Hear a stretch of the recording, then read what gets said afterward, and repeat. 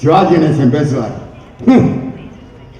Athens நகரத்தின் எளிமிக்க வாலிபர்களே, ஓடி வாருங்கள், ஓடி வாருங்கள். வீரம் விலை போகாது, விவேகம் துணைக்கு வராவிட்டா. தீட்டிய வாளில் தினவெடுத்த தோள்களிலே தூக்கிய ஈட்டி மட்டும் போதாது வீரர்களே, இதோ நான் தரும் அறிவாயுதத்தை ஏந்திக் கொள்ளுங்கள். அறிவாயுதம், அறிவாயுதம் சாக்ரட்டிஸ் தருகிறேன். அப்போ ஒருத்தன் சொல்லுவான், சாக்ரட்டிஸ் என்ன குற்றம் செய்தார்? அவர் இளைஞர்களை கெடுக்கிறார். அதுக்கு என் தலைமை வாசனை எழுதியிருப்பாரு. நான் என்ன பருவ விருந்தளிக்கும் பாவையா, இல்லை வாலிபருக்கு வலை வீசும் விளை மாதா? ஒரு கிழவன் எப்படியப்பா இளைஞர்களை கெடுக்க முடியும்னு அன்னைக்கே என் தலைவர் எழுதினாங்க வசனம். அப்படிப்பட்ட தலைவர்.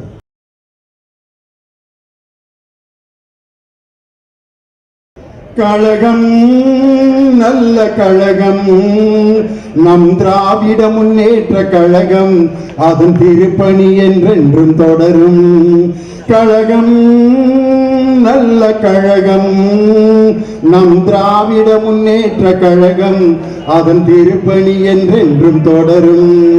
மந்தம் அதிகொண்ட சங்கி கூட்டங்களை பின்னி பெடலெடுத்த கழகம், ஜாதிபதியும் மதவெறியையும் வெற்றி பகை முடித்த கழகம், இது அறிஞர் வரி வந்த கழகம், நம்ம கலைஞர் வழி நடத்திய கழகம், இது தளபதியை தந்த கழகம், நம் உதய நிதியை தந்த கழகம். கழகம், நல்ல கழகம், நம் திராவிட முன்னேற்ற கழகம், அதன் திருப்பணி என்றென்றும் தொடரும். ஒரு 15 பேர் கைதட்டினாங்க, ரொம்ப நன்றி. எல்லாரும் ஏன் முதலமைச்சர் சட்டமன்றத்தில் உட்காந்துருக்க மாதிரியே உட்காந்துருக்கீங்கன்னு எனக்கு புரியல. அவரு தான் இந்த இப்படியே உட்காந்துருக்காரு. ஒரு மனிதன் ஏதாவது ஒரு சுவையான பொருள் சாப்பிட்டான்னா அந்த சுவை முகத்துல தெரியும். புளிப்பு சாப்பிட்டான்னா ஊறுகாய் சாப்பிட்றதான் அப்படிங்க. இனிப்பு சாப்பிடும்போது அந்த இனிப்பு முகத்துல தெரியும். கசப்பு சாப்பிட்றப்ப கசப்பு முகத்துல தெரியும். எந்த சுவையான உணவு கொடுத்தாலும் உணர்வே இல்லாமல் ஒரு மனிதன் அமர்ந்திருக்கிறான்னா அந்த குரூப்பை என்ன சொல்றதுன்னு தெரியல. நீங்க அது மாதிரி உட்கார்ந்துருக்காதீங்க. இது நம்ம திராவிட முன்னேற்ற கழகத்தின் கூட்டம். நம் முத்தமிழறிஞர் டாக்டர் கலைஞர் அவர்களுடைய நினைவேந்தல் கூட்டம். இந்த அருமையான கூட்டத்தை மிக சிறப்பாக தலைமை தாங்கி நடத்தி கொண்டிருக்கக்கூடிய, இவ்வளவு நேரம் யாருக்கும் துண்டு போடல. நான் பேச ஆரம்பிச்சோன்னா ஒரு 15 வேட்டி வந்துருச்சு, போட்டுக்கிட்டு இருக்காரு, முடிச்சிருவாரு. எப்படி என் பேரோட என்னுடைய ஊர் பேர் சேர்ந்து எனக்கு பெருமை தருகிறதோ, கல்யாண சுந்தரம் என்ற கவிஞருடைய பெயரோடு பட்டுக்கோட்டை என்ற பெயர் சேர்ந்து பட்டுக்கோட்டை கல்யாண சுந்தரம் என்ற பெயர் பெற்றிருக்கிறாரோ, லியோனி என்ற பெயரோடு திண்டுக்கல் லியோனி என்று சேர்ந்து எனக்கு எப்படி பெருமை தந்து கொண்டிருக்கிறதோ, அதுபோல கணபதி என்ற பெயரோடு காரம்பாக்கம் என்ற பெயர் சேர்ந்து ஒரு உழைப்பின் சிகரமாக என்னுடைய அருமை சகோதரர் காரம்பாக்கம் கணபதி. எட்டரைக்கெல்லாம் அந்த கூட்டம் முடிஞ்சிரும்னு சொல்லிக்கிட்டு இருந்தார். இப்ப நடந்துகிட்டு இருக்க நேரத்தை பாரு, 9 ஆக போகுது. ஒரு ட்ரெயின் இப்படித்தான் 8:30 மணிக்கு வர வேண்டிய ட்ரெயின் 9:30க்கும் 10:30க்கும் வந்துகிட்டே இருந்திருக்கு. அந்த ஊருக்காரங்க நொந்துட்டாங்க. என்னடா ஒரு நாளைக்காவது 8:30க்கு வந்துருமான்னு பாக்குறான் அப்படின்னு பார்த்தா ஒரு நாள் கரெக்டா 8:30க்கு வந்துருச்சு. ஆஹா, சூப்பர் டிரைவர்ரா அப்படின்னு எல்லாம் மாலையை தூக்கிட்டு அந்த டிரைவருக்கு போடுறதுக்கு சால்வ மாலையெல்லாம் போட்டாங்க. டிரைவர் சொன்னார், பொறுங்க பொறுங்க பொறுங்க, ஏயா இது நேற்று 8:30க்கு வர வேண்டிய ட்ரெயினுங்க, நான் 8:30க்கு வந்தோன்னே நீங்க வாட்டுக்கு மாலையை போட்டு என்னை அசிங்கப்படுத்துறாங்க. இன்னைக்கு ஒருத்தர் முதலமைச்சர் ஒரு குரூப் உட்கார்ந்து இருக்குன்னா இந்த இப்படி மாலை போட்டு தான் உட்கார வச்சிருக்கு. இந்த அருமையான என் சகோதரர் காரப்பாக்கம் கணபதி எளிமையுடைய அடையாளம், உழைப்பின் சிகரம். அதே மாதிரி இந்த நிகழ்ச்சிக்கு வருகை தந்து பெருமைப்படுத்தி கொண்டிருக்கக்கூடிய அரும்பை தம்பி பிரபாகர் ராஜா, தாயகம் கவி, நம்ம பாலவாக்கம் நம்ம வீரமணி, நம்ம அயப்பாக்கம் வீரமணி, பாலவாக்கம் மனோகரன், எல்லாருக்கும் என்னுடைய வணக்கத்தை சொல்லி, நாங்கள் மிகவும் நேசிக்கின்ற கவிஞர் வாலியின் மீது பற்றும் பாசம் வைத்திருக்கக்கூடிய எங்கள் அன்பு கவிஞர், மிக சிறப்பாக இந்த நிகழ்ச்சியில பேசிய கவிஞர் காசிமுத்து மாணிக்கம், ஒடிசின்னு இப்போ ஒரு படம் வந்திருக்கு. அந்த படம் என்ன அப்படின்றத பார்த்தவங்களுக்கு தெரியும். போர் புரிந்து விட்டு திரும்ப வீட்டுக்கு வரக்கூடிய ஒரு மாவீரன் வர்றப்போ ஒரு ஒத்தக்கண் மாயாவி கிட்ட சிக்கி வேதனைப்பட்டு அதுல இருந்து தப்பிச்சிருவான். மனிதர்களை விலங்குகளாக மாற்றுகின்ற மந்திரவாதி கிட்ட தப்பிச்சு மீடேறி வந்துடுவான். நிறைவாக அவன் தாயகத்திற்கு வீரனாக வந்து சேர்ந்த ஒடிசியை போல் பலவிதமான இடையூறுகளில் எல்லாம் மாட்டி இன்று தாய் வீடு திரும்பி இருக்கிற என் அன்பு தம்பி பெஞ்சமின் அவர்கள், அவர் இன்னைக்கு திமுகவில் கலந்துகிட்டது பிற்பாடு முதல் கூட்டம் இந்த கூட்டம். அது லியோனிக்கு அப்படி ஒரு ராசி இருக்கு. நம்ம தங்க தமிழ்ச்செல்வன் அதிமுக இருந்து திமுகவுக்கு வந்து கலந்துகிட்ட முதல் கூட்டம் என் தலைமையில் தான் நடந்துச்சு. அண்ணன் ஓபிஎஸ் அவர்கள் அதிமுக இருந்து திமுகவுக்கு வந்தோன்னா என் கூட உட்கார்ந்து தான் முதல் திமுக கூட்டத்தில் பங்கேற்றார். அதனால என் தம்பி பெஞ்சமின் அவர்கள், நான் கலந்துக்கிற அந்த கூட்டத்தில் முதல் கூட்டமாக திமுக வேட்டி கட்டி இங்கே உட்கார்ந்துருக்காரு. ஏன் அவரை இன்னைக்கு நான் சொல்றேன்னா, நான் வாத்தியாரா இருக்கப்ப எனக்கு கல்வி அமைச்சரா இருந்தவர். நான் வாத்தியாரா இருக்கேன், அப்போ எனக்கு கல்வி அமைச்சர். திண்டுக்கல்ல ஒரு கல்வி அமைச்சருடைய கூட்டத்துக்கு நான் ஓரத்தில் அப்படி உட்காந்து வரவேற்புரையாவது நம்மளை கூப்பிடுவாங்களான்னு பார்த்தா, அது எப்படி அவர் இருந்த கட்சியில் என்னை கூப்பிடுவானா வரவேற்புரையாற்ற. தூரத்தில் நின்று ஒரு கல்வி அமைச்சரை நான் வேடிக்கை பார்த்தேன். அதே மாதிரி நான் சார்ந்திருக்கக்கூடிய பாடநூல் கழகம் என்ற பெயரை பாடநூல் மற்றும் கல்வியியல் பணிகள் கழகம் என்று மாற்றியது அவர் கல்வி அமைச்சராக இருந்த காலத்தில் தான்.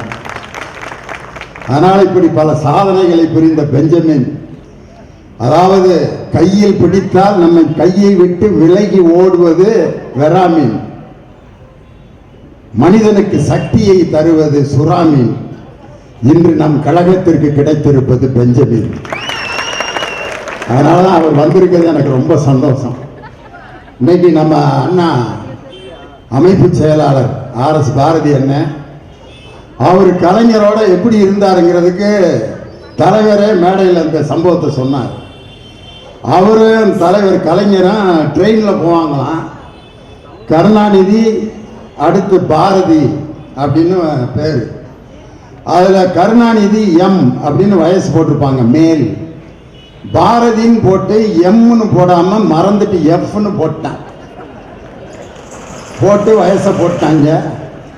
டிக்கெட்டை பார்த்துக்கிட்டு இருக்க ஆளுங்க தலைவர் யாரோ ஒரு ஃபிகரை கூட்டி வர்றாரு போல இருக்கு, பாரதின்னு யாரோ ஒரு பொண்ணோட வர்றாரு, எல்லாம் ஆசையோட காத்திருந்திருக்காங்க. அண்ணன் கூட இறங்கியிருக்காரு. நான் இதை எதுக்காக சொல்றேன்னா, நம்ம தலைவர் கூட எவ்வளவு நெருக்கமாக இருந்த ஒரு அருமையான எங்கள் அருமை அண்ணன் அமைப்பு செயலாளராக நமக்கு கிடைத்திருப்பது ஒரு மாபெரும் பெருமை. அவர் இன்னைக்கு 3/4 மணி நேரம் பேசலாம், ஆனால் எனக்காக 15 நிமிஷத்தில் முடிச்சிட்டார். வர்ற ஆகஸ்ட் 15ஆம் தேதி அன்னைக்கு அண்ணனுக்கு பிறந்த நாள். அதனால எல்லாரும் அவருக்கு ஒரு கரவொலி எழுப்பி, எங்க அண்ணன் இன்னும் பல 100 ஆயுசு எந்திரிச்சு கை தட்டுங்க, அப்பதான் கொஞ்சம் தூக்கம் போகும். எங்க அண்ணன் இன்னும் 100 ஆயுசுக்கு நல்லா இருந்து எங்கள் கழக தலைவர் தளபதி மு.க. ஸ்டாலின் அவர்களுக்கு அரணாகவும் கேடயமாகவும் இருந்து பாதுகாக்கக்கூடிய ஆற்றலையும் வலிமையும் எங்கள் அண்ணனுக்கு தரணும்னு அவர் அன்போட நான் வாழ்த்த கடமைப்பட்டிருக்கிறேன். முடிஞ்சா கூட்டம் நன்றி வணக்கம்னு போயிட வேண்டியதானே, இதுக்கு போய் லியோனியா. இன்னைக்கு பார்த்தீங்கன்னா நம்ம தலைவருக்கு இன்னைக்கு பிறந்த நாள். உலகத்தில் உள்ள தலைவர்களில் கலைஞர் என்று அழைக்கப்பட்ட ஒரே தலைவர் முத்தமிழறிஞர் டாக்டர் கலைஞர் அவர்கள் தான்.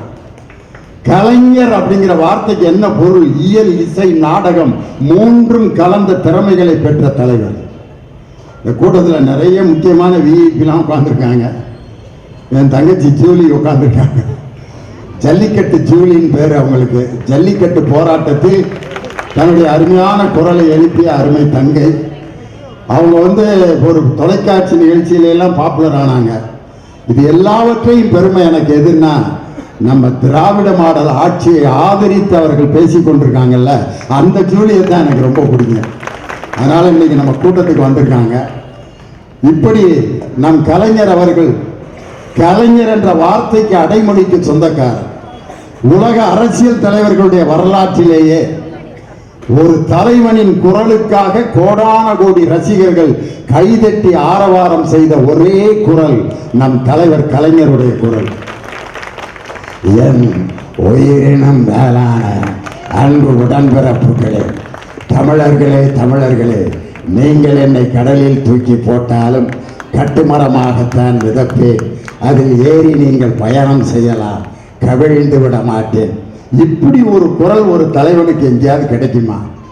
நம்ம தலைவர் மாதிரி தன் வாழ்க்கை வரலாறை இத்தனை தொகுதிகளாக நெஞ்சுக்கு நீதி என்று எழுதிய ஒரே தலைவன் நம் முத்தமிழறிஞர் டாக்டர் கலைஞர். இன்னைக்கு பார்த்தீங்கன்னா நம்ம தலைவர் இன்னைக்கு வர்ற ஆகஸ்ட் 15ஆம் தேதி இப்ப இருக்க முதலமைச்சர் கொடியேற்ற போறார், சுதந்திர தின கொடி. நம் கலைஞர் அவர்கள் பெயரால் நாணயம் வெளியிடப்பட்ட போது பாதுகாப்புத்துறை அமைச்சர் ராஜ்நாத் சிங் இங்க வந்திருந்தார். கலைவாணர் அரங்கத்தில் கூட்டம். அப்ப அவர் பேசிய அந்த பேச்சு என்ன தெரியுமா? I was the chief minister of one state in India. Really I am grateful to Dr. கலைஞர் அப்படின்னு எதுக்கு சொன்னார்னா, ஒவ்வொரு முறையும் நாங்கள் சுதந்திர தினத்தன்று கொடியேற்றும் பொழுது டாக்டர் கலைஞருக்கு தான் அனைத்து முதலமைச்சர்களும் நன்றி சொல்லிக் கொண்டே கொடியேற்றுகிறோம். மாண்புமிகு ஜோசப் விஜய் அவர்களே, நாளை மறுநாள் நீங்கள் சுதந்திர தின கொடி ஏற்றும் பொழுது என் தானை தலைவன் டாக்டர் கலைஞருக்கு நன்றி சொல்லிக் கொண்டேதான் நீங்கள் கொடியேற்ற வேண்டும். வெங்கையா நாயுடு அவர்கள் துணை ஜனாதிபதியாக இருந்தப்ப நம்ம ஓமந்தூரார் அந்த மருத்துவமனைக்கு பக்கத்தில் இருக்கக்கூடிய சிலையை திறந்து வைக்க வந்திருந்தார். அப்ப அவர் சொன்ன 3 வார்த்தைகள், Kalaignar is not only a leader, he is an organizer, he is an agitator, he is an orator. Organiser, agitator, orator, இந்த 3க்கும் பெருமை சேர்ப்பவர் கலைஞர்னு அன்னைக்கு துணை ஜனாதிபதியாக இருந்த வெங்கையா நாயுடு சொன்னார். இன்னைக்கு இந்த நிகழ்ச்சியில நடுநாயகமாக அமர்ந்திருக்கக்கூடிய எங்கள் அருமை அண்ணன் மா சுப்பிரமணியன். மா என்றாலே பெருசு என்று பொருள், மன்னன் என்றால் அரசன். மாமன்னன்னா என்ன அர்த்தம்? பெரிய அரசன் என்று பொருள். அதே மாதிரி பேரரசன் அப்படின்னு பொருள். அதே மாதிரி பெருங்கூட்டம்னா உண்மையிலே பெருங்கூட்டம். மாபெரும் கூட்டம்னா என்ன அர்த்தம்னா மிகப்பெரிய கூட்டம்னு அர்த்தம். தனது சாதனைகள் அனைத்தையுமே பெரிய பெரிய சாதனைகளாக படைத்து காட்டிய ஒரு சுகாதாரத்துறை அமைச்சர் இருக்கிறார் என்றால் அது என்னுடைய அருமை அண்ணன் மா சுப்பிரமணியன் தான். அவர் பாருங்க, வருகின்ற அடுத்த வருஷம் ஏதென்ஸ் நகரத்தில் மாரத்தான் நடத்த போறாருன்னா இப்படி ஒரு சாதனையை எங்க அண்ணனை தவிர வேற யாராலையும் படைக்க முடியாது. ஏதென்ஸ் நகரம்ங்கிறது சாக்ரட்டிஸ் பிறந்து வளர்ந்த நகரம். சாக்ரட்டிஸ்னா யாருன்னே தெரியாதவங்களுக்கு என் தலைவருடைய வசனம் தாயா சாக்ரட்டிஸ்னா யாருன்னு கத்துக் கொடுத்துச்சு. சிவாஜி கணேசன் பேசுவார், ஏதென்ஸ் நகரத்தின் எளிமிக்க வாலிபர்களே, ஓடி வாருங்கள், ஓடி வாருங்கள், வீரம் விலை போகாது விவேகம் துணைக்கு வராவிட்டா, தீட்டிய வாளில் தினவெடுத்த தோள்களிலே தூக்கிய ஈட்டி மட்டும் போதாது வீரர்களே, இதோ நான் தரும் அறிவாயுதத்தை ஏந்திக் கொள்ளுங்கள். அறிவாயுதம், அறிவாயுதம் சாக்ரட்டிஸ் தருகிறேன். அப்போ ஒருத்தன் சொல்லுவான், சாக்ரட்டிஸ் என்ன குற்றம் செய்தார்? அவர் இளைஞர்களை கெடுக்கிறார். அதுக்கு என் தலைவன் வசனம் எழுதியிருப்பாரு, நான் என்ன பருவ விருந்தளிக்கும் பாவையா, இல்லை வாலிபருக்கு வலை வீசும் விளை மாதா, ஒரு கிழவன் எப்படியப்பா இளைஞர்களை கெடுக்க முடியும்னு அன்னைக்கே என் தலைவர் எழுதினார் வசனம். அப்படிப்பட்ட தலைவர். அந்த தலைவர் நெஞ்சுக்கு நீதியில ஒரு சம்பவம் எழுதியிருப்பாரு. திமுகவை தொட்டு பார்ப்பவர்களுக்கு என்ன கதி ஏற்படும் ஒரு சம்பவம் எழுதியிருப்பார். அண்ணனுக்கு தெரியும். அவர் சின்ன குழந்தையா இருந்தப்ப நிறைய சுருட்ட முடியும். சின்ன பிள்ளையில நிறைய யாருக்கு சுருட்ட முடியும் இருக்கோ அவங்க சீக்கிரம் வாழ்க்கை ஆயிடுறாங்க. அதுக்கு நான் ஒரு எடுத்துக்காட்டு. தலைவருக்கு நிறைய சுருட்ட முடியும்.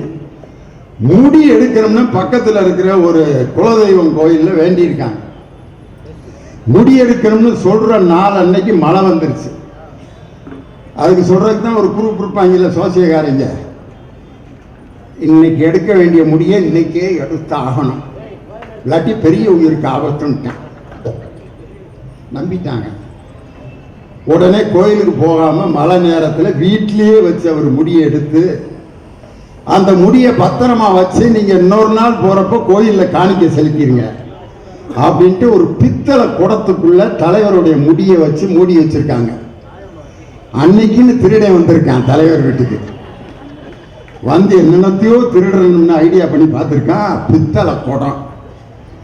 அவன் பார்த்தோன்னா ஆஹா பெரிய புதையெல்லாம் வச்சிருப்பாங்கடா, நாணயம்லாம் வச்சிருப்பாங்கன்னு சொல்லி அந்த குடத்தை எடுத்துக்கிட்டு ராத்திரி ஒரு இடத்துல போய் ஓப்பன் பண்ணி பார்த்துருக்கான். என்ன இருந்திருக்கான்? அண்ணன் சுத்த தமிழ்ல சொல்லிட்டாரு, எங்கள் திராவிட முன்னேற்ற கழகத்தை தொட்டு திருட வேண்டும் என்று நினைப்பவர்களுக்கு முடிவில் அவர்கள் கையில் கிடைப்பது வெறும் முடி மட்டும்தான். ஏன்னா அதை சொன்னா அதை ட்ரெண்ட் ஆக்கி விட்டுறாங்க. காரணம் என்னன்னா, என் தம்பி உதயநிதி ஸ்டாலின் அவர் வாட்டுக்கு செவனேன்னு இருந்தார். அவரை போய் கைது செய்து ஓலக்கூர் காவல் நிலையத்திலே மதிய உணவு அருந்தி கொண்டிருக்கிறார். அன்னைக்கு நாள் முழுவதும் அவர் தான் ட்ரெண்டிங்ல தலைப்பு செய்தி. என்னடா நம்ம என்னமோ ஒன்று நினைச்சான், வேற மாதிரி ஆயிடுச்சு அப்படின்னு சொல்லி இன்னைக்கு அவர் தஞ்சாவூருக்கு கூட போகாமல் மீண்டும் பல லட்சக்கணக்கான மக்களுக்கு மத்தியில் தான் ஒரு திராவிட தலைவன் என்பதை நிரூபித்து காட்டிய என் அன்பு தம்பி உதயநிதி ஸ்டாலின். இன்னைக்கு பார்த்தீங்கன்னா என் தலைவருடைய பிறந்த நாள் நினைவு நாள் விழா. இன்னைக்கு இந்த நாட்டில் என்ன நடந்துகிட்டு இருக்கு, சட்டமன்றத்தை பத்தி எங்க அண்ணன் பாரதி அண்ணன் சொன்னாங்க. சட்டமன்றத்தில் சட்டமன்றமாயா நடக்குது? 13 ஜோக்கரா இருந்தா எப்படின்னே ரம்மி விளையாடுறது? எங்க உதயநிதி தான் சொன்னார், 13 ஜோக்கரா இருந்தா எப்படா ஜெயிக்கிறது? அதை விட நான் ஒரு உதாரணம் சொல்றேன். ஒரு கச்சேரினா பாடகர் இருக்கணும், மிருதங்கம் இருக்கணும், கஞ்சிரா இருக்கணும், கொன்னக்கோள் ஜதி சொல்றவன் இருக்கணும், வயலின் இருக்கணும். இது எல்லாம் சேர்ந்து தான் கச்சேரி. கலியுகவரதன் கண் கண்ட தெய்வமாய் காட்சியளிப்பது பழனியிலே. மிருதங்கம் தீம் தகிட்ட சொன்னுதா தாம் தச்சுனுதா அப்படின்னு கொன்னக்கோள் ஜதி. கடம் அடிப்பான். வயலின் இப்படி நடந்தா தான் கச்சேரி.